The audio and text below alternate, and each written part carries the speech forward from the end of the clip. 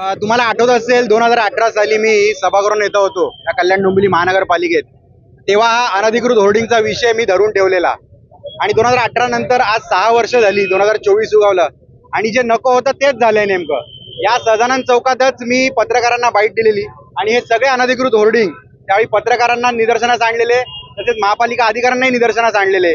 आणि मागच्या वेळी जेव्हा आता मुंबईत जेव्हा घटना घडली तेव्हा देखील परत अधिकाऱ्यांना एक सांगण्यात आलेलं की या सगळे जे अनधिकृत होर्डिंग्स आहेत याचे सगळ्यांचं स्ट्रक्चर ऑडिट झालं पाहिजे।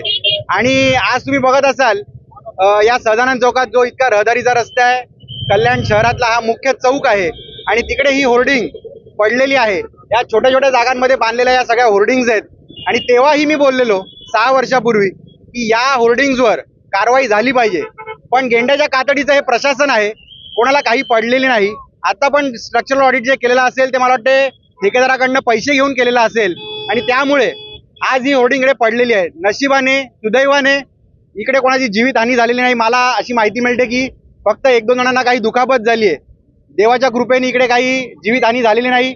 परंतु आता आयुक्त मॅडम इकडे येऊन गेल्या आणि असं समजतंय की ते फक्त ठेकेदारावर कारवाई करणार आहेत।